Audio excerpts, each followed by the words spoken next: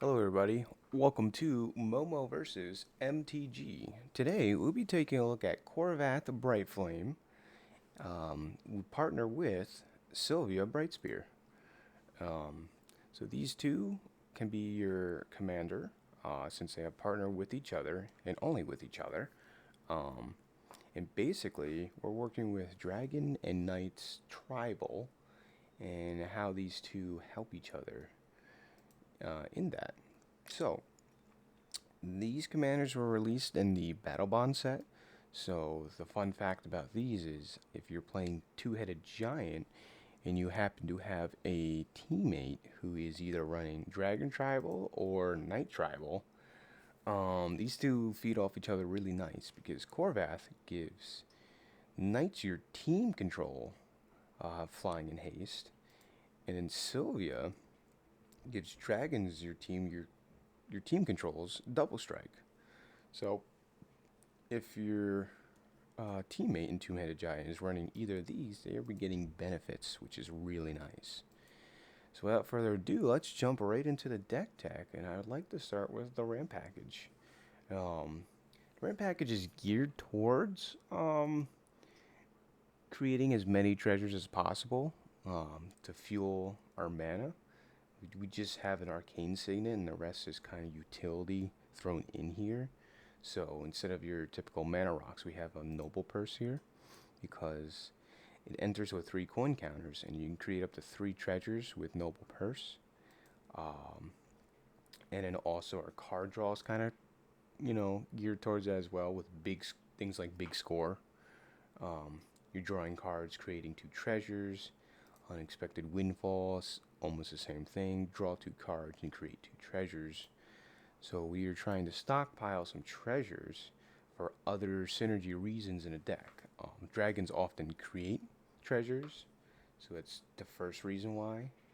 And things like Treasure Map, which reads, pay 1 scribe, put a landmark counter on Treasure Map, then there are 3 or more landmark counters on it. Remove those counters, transform Treasure Map, and create 3 colorless treasure artifact tokens. So, we have a stockpile of treasures, we have a stockpile of card draw potentially, because once this transforms, we have to draw cards off our treasures. With further down that route, we have Rain of Riches for 5 mana, creates 2 treasures, but it also gives the first spell we cast, if it was spent with a treasure, it has Cascade. So hopefully we can cascade into our bigger things if we're casting bigger things with our treasure tokens. So that's the reasoning behind that. Spiteful Banditry, nice.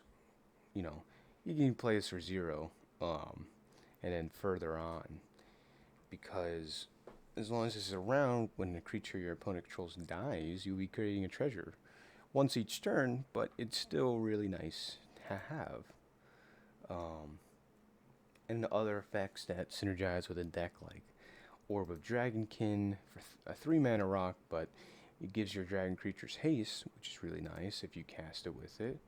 And a Curse Mirror, I think, is an all-star in a lot of decks. Because if you can have this enter as another copy of a big dragon you have and have it haste, even if it's for the turn, it's going to be pretty destructive. But it also doubles as a mana rock, which is really nice. And then effects like Sword of the Animus, because we're in Bower's colors, we are trying to, catch up and ramp. Um, if it's not just through pure treasures, this allows us to get lands. And land tax is the same thing. We're not making any extra land drops, so might as well deck thin while also guaranteeing land drops if we're behind. So together, this makes up a pretty solid RAM package so we can cast the higher end spells because we're at a mana curve of 3.67. So we're at higher end of things here. Yeah, so let's jump into the creatures. So let's start with the knights here because it is a knights and dragon tribal, but the knights play more of a supportive role in this deck. Um, so something like Battle Angels of Tyr here is going to be a catch-up mechanic because this thing has myriaded, so it's going to be swinging at all your opponents. And when it deals combat damage to a player, draw a card if that player has more cards in hand than each other player. Then you create a treasure token if that player controls more lands than each other player. Then do the same, gain 3 life if that player has more life than each other player. So this is a really sweet card in the deck, especially if we get haste with her Corvold, or yeah, I keep saying that name wrong. Brightflame. We're gonna go with Brightflame on the field because it'll have haste. So this allows us to draw cards if we're behind, create treasures, also gain life. This is all stuff we want to be doing in our game plan here. Guardian Faith is another sweet one because it's just a night body if we need it, but also has flash, and when it enters the battlefield, any other target creatures you control phase out. So protection as a tribal creature, exceedingly well in this deck, because we are a little more creature focused, like we're trying to beat face with creatures if possible. So a way to protect that game plan is always welcomed. So you can protection Knight Exemplar. Other Knight creatures you control like a +1/+1 have indestructible. And on that note, you're saying, what, our main game plan is these dragons here, because we have 16 of them, 17 including our commander. Something with a Maxwood Nexus out. Creatures you control are every creature type.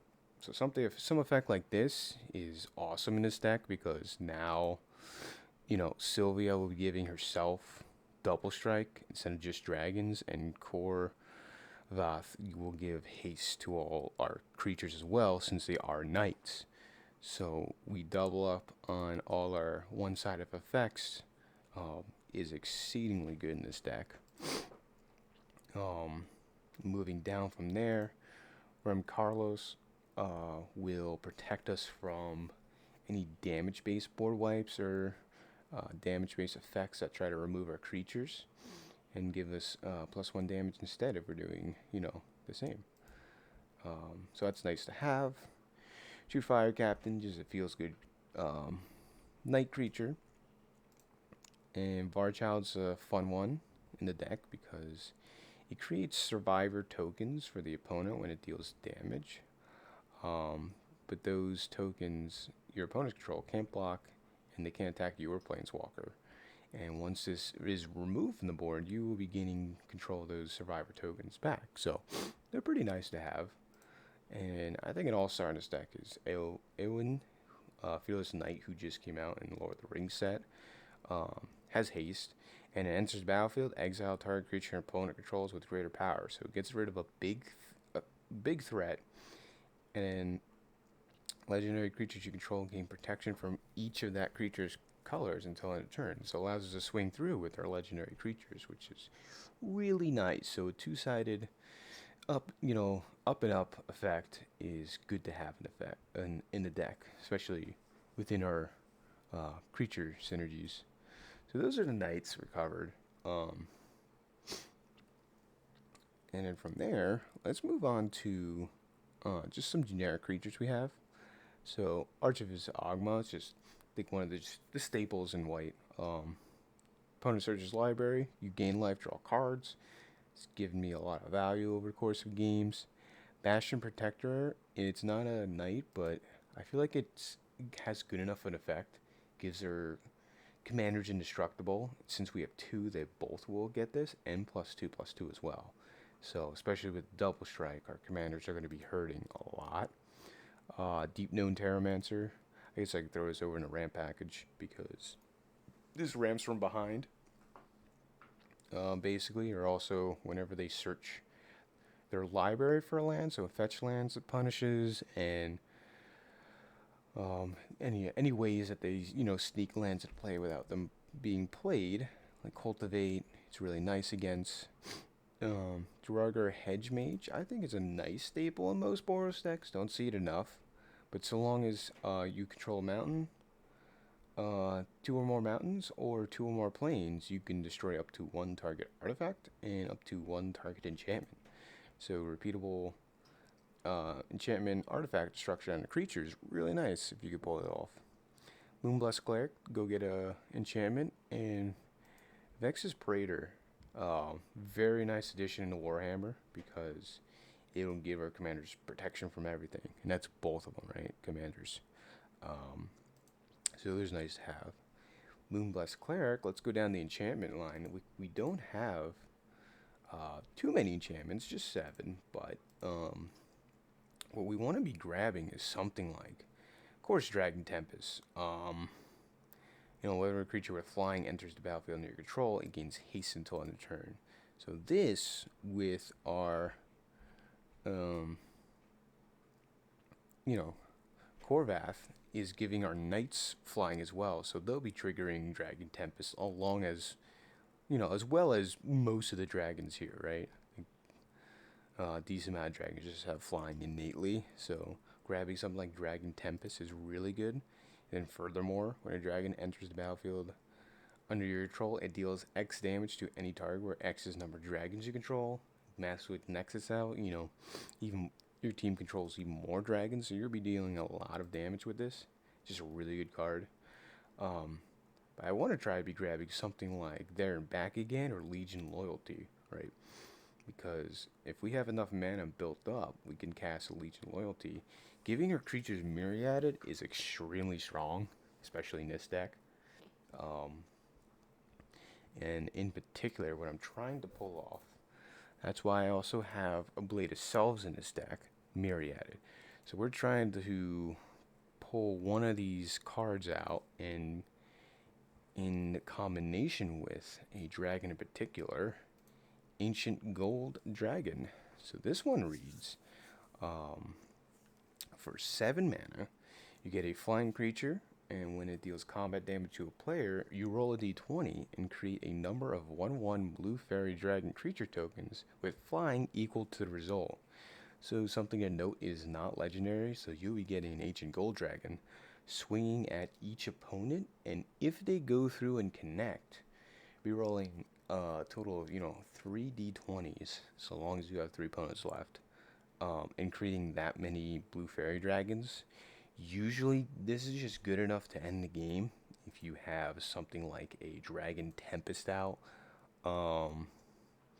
Each one's going to trigger off Dragon Tempest, and it's just a lot of damage to throw around. Either usually to face at this point, if you have enough dragons. And furthermore, if you don't have Dragon Tempest out, you have Scourge of Valkis. Same deal. Another dragon enters the battlefield under your control. It deals X damage to any target where X number of dragons you control. So more effects like this is very powerful. Usually you're not winning with the initial swing. I mean, with Double Strike out, sometimes you are. And the fun fact with Double Strike is you're getting double of these triggers, right? When it deals combat damage. So you could be rolling potentially, 6 d20s and then creating that many 1/1s. So even if you don't have these effects out, the board state is a nightmare for your opponents to deal with after. And then we have all the cloning effects, which I alluded to earlier with the Curse Mirror effects. So we can have more copies of Ancient Gold Dragon. We're just definitely winning more. Mirage Mirror, if this is sitting on the battlefield, it can become a copy of Ancient Gold Dragon, which is nice. So that is the main game plan I wanted to go down. But if we don't pull that off, there's plenty of other ways to win. Flying lifelink haste dragons to keep us alive. So these effects, there's some sprinkle of life gain in this deck. Noble Purpose is really nice because it is pseudo lifelink in a way. So keeping us alive is extremely good in this deck, especially with double strikes, because we're damage based. Double strike and Noble Purpose work extremely well because you're getting a decent amount of life. And then we have a lot of the other feel good stuff dragons and some dangerous dragons. So then the pet card of mine is Aewa the Dawn Sky, with a myriad effect. Since it's legendary, they will die right away, which is not great. But you get the death trigger, which both are good utility. Usually, I do the first one where you look at the top 7 cards of your library, put any number of non-land permanent cards, total amount of 4 or less from among them, onto the battlefield, And the rest, bottom of your library in random order. So be generating a really good amount of value with Myriaded. If you have, 3 opponents left, digging through your library, getting the things you want. But then also, if we have a decent amount of creatures, namely Goldspan Dragon, or Ancient Gold Dragon, sorry, out, we can also buff them up, giving +2/+2 on each of those permanents. So, nice utility here. Same with the other cycle of the Kamigawa dragons, Sushi. We can either be creating a lot of treasures or impulse draw. So, value like this is how the deck wants to work. For card draw, card advantage, treasure, mana advantage, stuff like this is beautiful for the deck. Another addition with a Lord of the Rings set is Cave Hoarder Dragon. Really punishes artifact decks, right? Is when it deals damage as flying triple haste and gets reduced by the opponent with the most amount of artifacts. So, potentially for 2 if they're running heavy artifact decks. It deals combat damage. You create treasures for each artifact that player controls. So you're either forcing a player with a lot of artifacts to get rid of them, namely treasures, right? To sack them in response so you can wipe artifacts really well. And then also you're gaining treasures on top of it. So it's really nice in the deck. Ganex, a friend of mine has a commander with Ganex in the background. But yeah, treasure creation, especially if you're creating a lot of dragon tokens. We'll be creating a lot of treasures, potentially. And then, of course, Chubby Dragon, as one of my favorite YouTubers, Caleb Gannon. Check his stuff out. Our treasures will be tapping for 2 mana of any color. So we just doubled our mana base when this thing hits the table. Furthermore, just going down, Guardian Scalelord, I talked about in another video, but in this one it's, a dragon, but also reanimates a non-land permanent card. Depending on the creature's power it's giving this to, so very nice.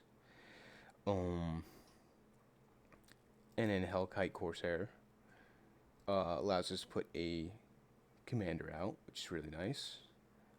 If our commander tax gets really high, at least even if it's for the turn, getting our Brightspear out for the turn, giving herself double strike, is really good on its own, right? Iceling Death Frost Tyrant, which I really do like, because it creates an equipment on its death, which allows it to tap other creatures and give us +2/+0. So it's nice to have. Just a nice effect in case they do want to remove it.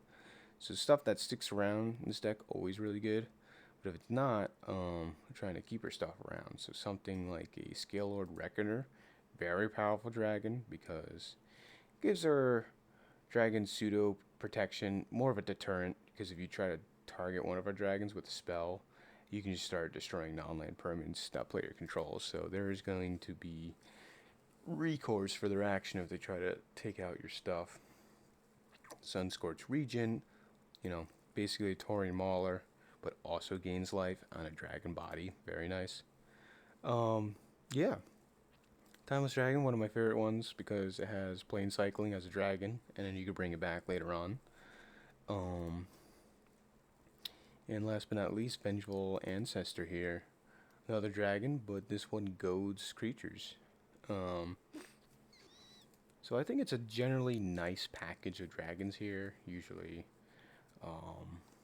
decent value building over time. You'd be able to do some cool stuff with your artifacts or your, Legion of Loyalties. So the deck it plays pretty nice. And, if you just type in, card draw in the deck, doesn't really look like we have that much. But we have decent impulse draw alongside of these cards, so I'm usually not running out of resources. And if I do, the opponent's usually dead by then. And lastly, with the Legion of Loyalty, there and back again, fun card. Because it does some nice stuff, tempts you, get a mountain, But if you get to the last stage of the saga, you create a 6/6 red dragon creature token with flying haste. When this creature token dies, create 14 treasure tokens. And since it is legendary, you will be getting, on the attack trigger with Myriaded, 28 treasures here.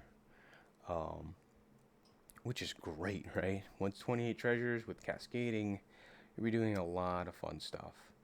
And, we have a mana dump outlet with Scourge of Lacus. So stuff like that is always nice to look out for. And then, going on to the rest of the list, we have, nice stuff like Sarkhan's Triumph, search for a drag card, put in her hand.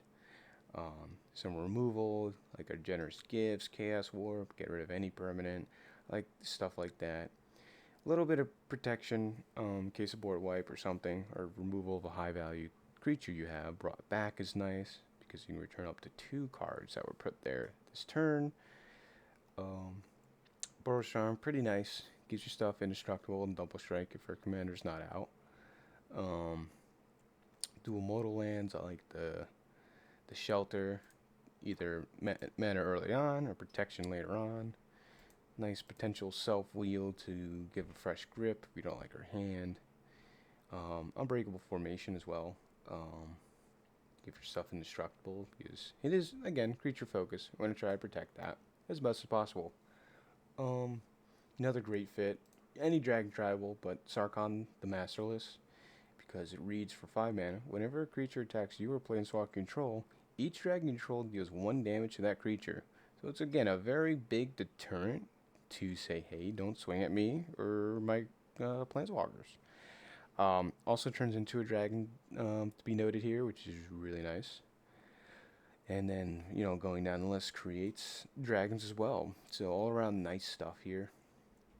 And we're running, I guess, like 1 true board wipe, but then we also have Reckless Endeavor.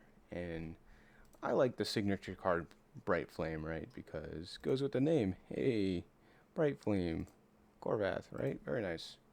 It's like a signature spell in my eyes. Like, kind of cool, I guess. Because it deals X damage to target creature, and each creature that shares a color with it, and you gain life to the damage dealt this way. So especially if you're not in Boros colors, or if you have one of your indestructible clauses out, you're dealing a lot of damage, and you're gaining a lot of life. Even like X equals 5, especially against token decks, right? This is just heals you a ton. They have like 20 tokens of green, saprolings, right? You're getting rid of them, and you're gaining a ton of life. So the ways we stay alive is mainly through incremental life gain, and then smacking down with dragons. If we can race them with this deck, that's what we're doing. Yeah. So a lot of nice utility. Vandal Blast as well. Get rid of artifacts. The deck has.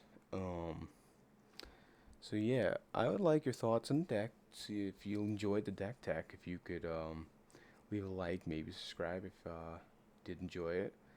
And yeah, if there's any other commanders you'd like me to take a look at, please let me know down in the comments below. Without further ado, thanks for hanging out with Momo versus MTG.